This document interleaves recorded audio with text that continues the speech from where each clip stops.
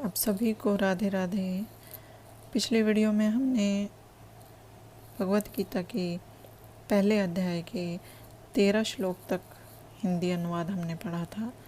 आज हम शुरुआत करेंगे 14वें श्लोक से, जो कि इस प्रकार है। दूसरी ओर से श्वेत घोड़ों द्वारा खींचे जाने वाले विशाल रथ पर आसीन कृष्ण तथा अर्जुन ने अपने अपने दिव्य शंख बजाए।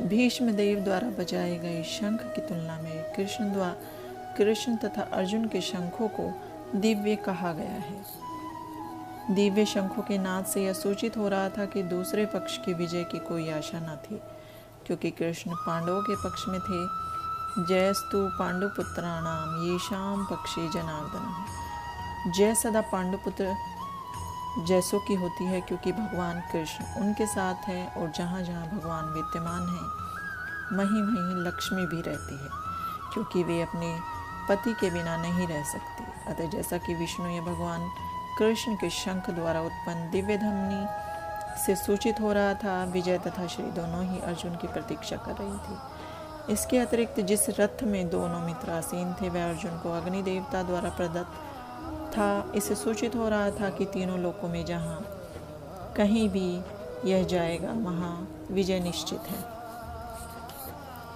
भगवान कृष्ण ने अपना पांचजन्य शंख बजाया। अर्जुन ने देवदत्त शंख तथा अतिभोजी एवं अति मानवीय कार्य करने वाले भीम ने पौंड नामक भयंकर शंख बजाया। इस श्लोक में भगवान कृष्ण को ऋषिकेश कहा गया है, क्योंकि वे ही समस्त इंद्रियों के स्वामी हैं। सारे जीव उनके भिन्नांश हैं, अतः जीवों की इंद्रियां भी उनकी इंद्रियों के अंश हैं। चूँकि निर्विशेषवादी जीवों की इंद्रियों का कारण बताने में असमर्थ हैं, इसलिए वे जीवों को इंद्रिय रहित या निर्विशेष कहने के लिए उत्सुक रहते हैं।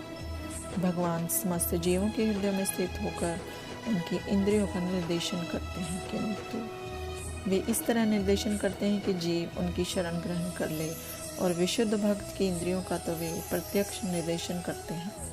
यहाँ कुरुक्षेत्र की युद्ध भूमि में भगवान कृष्ण अर्जुन की दिव्य इंद्रियों का निर्देशन करते हैं, इसलिए उनको ऋषिकेश कहा गया है। भगवान के विविध कार्यों के अनुसार उनके भिन्न भिन्न नाम हैं। उदाहरणार्थ इनका एक नाम मधुसूदन है, क्योंकि उन्होंने मधु नाम के असुर को मारा था। वे गोवों तथा इंद्रियों को आनंद देने के कारण गोविंद कहलाते हैं। वसुदेव के पुत्र होने के कारण इनका नाम वसुदेव है। देवकी को माता रूप में स्वीकार करने के कारण इनका नाम देवकी नंदन है। वृंदावन में यशोदा के साथ बाल लीलाएं करने के कारण ये यशोदा नंदन है। अपने मित्र अर्जुन का सारथी बनने के कारण पार्थ सारथी हैं। इसी प्रकार उनका एक नाम ऋषिकेश है, क्योंकि उन्होंने कुरुक्षेत्र के युद्ध स्थल में अर्जुन का निर्देशन किया। इस श्लोक में अर्जुन को धनंजय कहा गया है, क्योंकि जब उनके बड़े भाई को विभिन्न यज्ञ संपन्न करने के लिए धन की आवश्यकता हुई थी, तो उसे प्राप्त करने में उन्होंने सहायता की थी। इसी प्रकार भीम वृकोदर कहलाते हैं, क्योंकि जैसे वे अधिक खाते हैं उसी प्रकार वे अति मानवीय कार्य करने वाले हैं। जैसे हिडिंबासुर का वध। अतः पांडवों के पक्ष में श्री कृष्ण इत्यादि विभिन्न व्यक्तियों द्वारा विशेष प्रकार के शंखों का बजाया जाना युद्ध करने वाले सैनिकों के लिए अत्यंत प्रेरणाप्रद था। विपक्ष में ऐसा कुछ न था, न तो परम निदेशक भगवान कृष्ण थे, न ही भाग्य की देवी श्री थी। अतः युद्ध में उनकी पराजय पूर्व निश्चित थी। शंखों की ध्वनि मानो यही संदेश दे रही थी। हे राजन, कुंती पुत्र राजा युधिष्ठिर ने अपना अनंत विजय नामक शंख बजाया, तथा नकुल और सहदेव ने सुघोष एवं मणिपुष्पक शंख बजाए। महान धनुर्धर काशीराज, परम योद्धा शिखंडी, धृष्टद्युम्न, विराट, अजय, सात्यकी, द्रुपद द्रौपदी के पुत्र तथा सुभद्रा के महाबाहु पुत्र आदि सबों ने अपने अपने शंख बजाए। संजय ने राजा धृतराष्ट्र को अत्यंत चतुराई से यह बताया कि पांडु के पुत्रों को धोखा देने तथा राज्य सिंहासन पर अपने पुत्रों को आसीन कराने के। यह अविवेकपूर्ण नीति श्लाघनीय थी।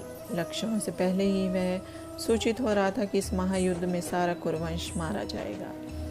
भीष्म पितामह से लेकर अभिमन्यु तथा अन्य पुत्रों तक विश्व के अनेक देशों के राजाओं समेत उपस्थित सारे के सारे लोगों का विनाश निश्चित था। यह सारी दुर्घटना राजा धृतराष्ट्र के कारण होने जा रही थी, क्योंकि उसने अपने पुत्रों की नीति को प्रोत्साहन दिया था। इस विभिन्न शंखों की ध्वनि कोलाहलपूर्ण बन गई, जो आकाश तथा पृथ्वी को शब्दायमान करती हुई धृतराष्ट्र के पुत्रों के हृदय को विदीर्ण करने लगी। जब भीष्म तथा दुर्योधन के पक्ष के अन्य वीरों ने अपने अपने शंख बजाए तथा पांडवों के हृदय विदीर्ण नहीं हुए, ऐसी घटनाओं का वर्णन नहीं मिलता, किंतु इस विशिष्ट श्लोक में कहा गया कि पांडव पक्ष के शंखनाद से धृतराष्ट्र के पुत्रों के हृदय विदीर्ण हो गए। इसका कारण स्वयं पांडव और भगवान कृष्ण में उनका विश्वास है। परमेश्वर की शरण ग्रहण करने वालों को किसी प्रकार का भय नहीं रह जाता, चाहे वे कितनी ही विपत्ति में क्यों न हो। उस समय हनुमान से अंकित ध्वजा लगे रथ पर आसीन पांडवपुत्र अर्जुन अपना धनुष उठाकर तीर चलाने के लिए उद्यत हुआ। हे राजन, धृतराष्ट्र के पुत्रों को व्यूह में खड़ा देखकर अर्जुन ने श्री कृष्ण से ये वचन कहे। युद्ध प्रारंभ होने ही वाला था। उपर्युक्त कथन से ज्ञात होता है कि पांडवों की सेना की अप्रत्याशित व्यवस्था से धृतराष्ट्र के पुत्र बहुत कुछ निरुत्साहित थे, क्योंकि युद्ध भूमि में पांडवों का निर्देशन भगवान कृष्ण के आदेश अनुसार हो रहा था। अर्जुन की ध्वजा पर हनुमान का चिन्ह भी विजय का सूचक है, क्योंकि हनुमान ने राम तथा रावण युद्ध में राम की सहायता की थी, जिससे राम विजयी हुए थे। इस समय अर्जुन की सहायता के लिए उनके रथ पर राम तथा हनुमान दोनों उपस्थित थे। भगवान कृष्ण साक्षात राम हैं, और जहाँ भी राम रहते हैं वहाँ उनका नित्य सेवक हनुमान होता है, तथा उनकी नित्य संगिनी वैभव की देवी सीता उपस्थित रहती है। अतः अर्जुन के लिए किसी भी शत्रु से भय का कोई कारण नहीं था। इससे भी अधिक इंद्रियों के स्वामी भगवान कृष्ण निर्देश देने के लिए साक्षात उपस्थित थे। इस प्रकार अर्जुन को युद्ध करने के मामले में सारा सत्य परामर्श प्राप्त था। ऐसी परिस्थिति में जिनकी व्यवस्था भगवान ने अपने शाश्वत भक्त के लिए की थी, निश्चित विजय के लक्षण स्पष्ट थे। अर्जुन ने कहा, हे अच्युत, कृपा करके मेरा रथ दोनों सेनाओं के बीच ले चले, जिससे मैं यहाँ उपस्थित युद्ध की अभिलाषा करने रखने वालों को और शस्त्रों की इस महान परीक्षा में जिनसे मुझे संघर्ष करना है, उन्हें देख सकूं। यद्यपि श्री कृष्ण साक्षात श्री भगवान है, किंतु वे अहेतुकी कृपावश अपने मित्र की सेवा में लगे हुए थे। वे अपने भक्तों पर स्नेह दिखाने में कभी नहीं चूकते, इसलिए अर्जुन ने उन्हें अच्युत कहा है। सारथी रूप में उन्हें अर्जुन की आज्ञा का पालन करना था, और उन्होंने इसमें कोई संकोच नहीं किया। अतः उन्हें अच्युत कहकर संबोधित किया गया है। यद्यपि उन्होंने अपने भक्त का सारथी पद स्वीकार किया था, किंतु इससे उनकी परम स्थिति अक्षुण्य बनी रही। प्रत्येक परिस्थिति में वे इंद्रियों के स्वामी श्री भगवान ऋषिकेश हैं। भगवान तथा उनके सेवक का संबंध अत्यंत मधुर एवं दिव्य होता है। सेवक स्वामी की सेवा करने के लिए सदैव उद्यत रहता है, और भगवान भी भक्त की कुछ न कुछ सेवा करने की कोशिश में रहते हैं। वे इसमें विशेष आनंद का अनुभव करते हैं कि वे स्वयं आज्ञादाता न बने, अपितु उनके शुद्ध भक्त उन्हें आज्ञा दें। चूँकि वे स्वामी हैं, अतः सभी लोग उनके आज्ञा पालक हैं, और उनके ऊपर उनको आज्ञा देने वाला कोई नहीं है। किंतु जब वे देखते हैं कि उनका शुद्ध भक्त आज्ञा दे रहा है, तो उन्हें दिव्य आनंद मिलता है। यद्यपि वे समस्त परिस्थितियों में अच्युत रहने वाले हैं, भगवान का शुद्ध भक्त होने के कारण अर्जुन को अपने बंधु बांधवों से युद्ध करने की तनिक भी इच्छा न थी। किंतु दुर्योधन द्वारा शांतिपूर्ण समझौता न करके हठधर्मिता पर उतारू होने के कारण उसे युद्ध भूमि में आना पड़ा। अतः वह यह जानने के लिए अत्यंत उत्सुक था कि युद्ध भूमि में कौन कौन से अग्रणी व्यक्ति उपस्थित हैं। यद्यपि युद्ध भूमि में शांति प्रयासों का कोई प्रश्न नहीं उठता था, तो भी उन्हें फिर से देखना चाह रहा था कि वे इस अवांछित युद्ध पर किस हद तक तुले हुए हैं। मुझे उन लोगों को देखने दीजिए जो यहाँ पर धृतराष्ट्र के दुर्बुद्धि पुत्र दुर्योधन को प्रसन्न करने की इच्छा से लड़ने के लिए आए हुए हैं। यह सर्वविदित था कि दुर्योधन अपने पिता धृतराष्ट्र की सांठगांठ से परिपूर्ण योजनाएं बनाकर पांडवों के राज्य को हड़पना चाहता था। अतः जिन समस्त लोगों ने दुर्योधन का पक्ष ग्रहण किया था वे उसी के समान धर्मी रहे होंगे। अर्जुन युद्ध प्रारंभ होने के पूर्व यह तो जान ही लेना चाहता था कि कौन कौन से लोग आए हुए हैं, किंतु उनके समक्ष समझौता का प्रस्ताव रखने की उसकी कोई योजना नहीं थी। यह भी तथ्य था कि वह उनकी शक्ति का, जिसका उसे सामना करना था, अनुमान लगाने की दृष्टि से उन्हें देखना चाह रहा था। यद्यपि उसे अपनी विजय का विश्वास था क्योंकि कृष्ण उसके बगल में विराजमान थे। संजय ने कहा, हे भरतवंशी, अर्जुन द्वारा इस प्रकार संबोधित किए जाने पर भगवान कृष्ण ने दोनों दलों के बीच में उसे उस उत्तम रथ को लाकर खड़ा कर दिया। इस श्लोक में अर्जुन को गुड़ाकेश कहा गया है। गुड़ाका का अर्थ है नींद, और जो नींद को जीत लेता है वह गुड़ाकेश। नींद का अर्थ अज्ञान भी है। अतः अर्जुन ने कृष्ण की मित्रता के कारण नींद तथा ज्ञान दोनों पर विजय प्राप्त की थी। कृष्ण के भक्त के रूप में वह कृष्ण को क्षण भर भी नहीं भुला पाया, क्योंकि भक्त का स्वभाव ही ऐसा होता है। यहाँ तक कि चलते अथवा सोते हुए भी कृष्ण के नाम, रूप, गुणों तथा लीलाओं के चिंतन से भक्त कभी मुक्त नहीं रह सकता। अतः कृष्ण का भक्त उनका निरंतर चिंतन करते हुए नींद तथा ज्ञान दोनों को जीत सकता है। इसी को कृष्ण भावनामृत या समाधि कहते हैं। प्रत्येक जीव की इंद्रियों तथा मन के निर्देशक अर्थात ऋषिकेश के रूप में कृष्ण अर्जुन के मंतव्य को समझ गए कि वह क्यों सेनाओं के मध्य में रथ को खड़ा करवाना चाहता है। अतः उन्होंने वैसा ही किया और फिर वे इस प्रकार बोले। भीष्म, द्रोण तथा विश्व भर के अन्य समस्त राजाओं के सामने भगवान ने कहा कि पार्थ, यहाँ पर एकत्र सारे कुरुओं को देखो। समस्त जीवों को परमात्मा स्वरूप भगवान कृष्ण ये जानते थे कि अर्जुन के मन में क्या बीत रहा है।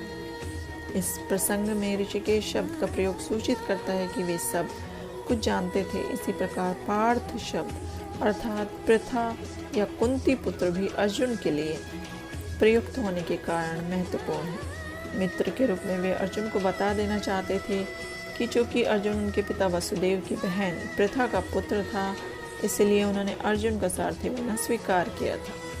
किंतु जब उन्होंने अर्जुन से कुरुओं को कहा तो इससे उनका क्या अभिप्राय था? क्या अर्जुन वहीं पर रुककर युद्ध करना नहीं चाहता था? कृष्ण को अपनी बुआ प्रथा के पुत्र से कभी भी ऐसी आशा नहीं थी। इस प्रकार से कृष्ण ने अपने मित्र की मन स्थिति की पूर्व सूचना परिहासवश ही दी है। अर्जुन ने वहां पर दोनों पक्षों की सेनाओं के मध्य में अपनी चाचा, ताऊओं, पितामहों, गुरुओं, मामाओं, भाइयों, पुत्रों, पौत्रों, मित्रों, ससुरों और शुभ चिंतकों को भी देखा। अर्जुन युद्ध भूमि में अपने सभी संबंधियों को देख सका। वह अपने पिता के समकालीन भूरिश्रवा जैसे व्यक्तियों, भीष्म तथा सोमदत्त जैसे पितामहों, द्रोणाचार्य तथा कृपाचार्य जैसे गुरुओं, शैल्य तथा शकुनि जैसे मामाओं, दुर्योधन जैसे भाइयों, लक्ष्मण जैसे पुत्रों, अश्वत्थामा जैसे मित्रों एवं कृतवर्मा जैसे शुभ चिंतकों को देख सका। वह उन सेनाओं को भी देख सका जिनमें उनके अनेक मित्र थे।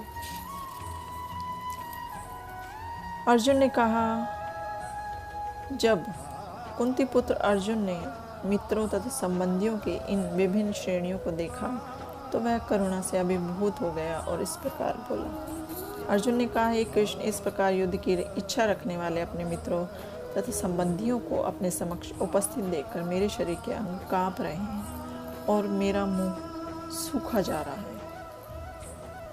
यथार्थ भक्ति से युक्त मनुष्य में वे सारे सद्गुण रहते हैं जो सत्पुरुषों या देवताओं में पाए जाते हैं, जबकि भक्त अपनी शिक्षा तथा संस्कृति के द्वारा भौतिक योग्यताओं में चाहे कितना ही उन्नत क्यों न हो, इन ईश्वरीय गुणों से विहीन होता है।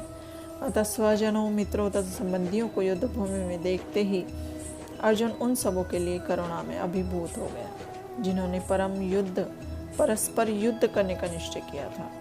जहाँ तक उसके अपने सैनिकों का संबंध था, वह उनके प्रति प्रारंभ से दयालु था, किंतु विपक्षी दल के सैनिकों की आसन्न मृत्यु को देखकर वह उन पर दया का अनुभव कर रहा था।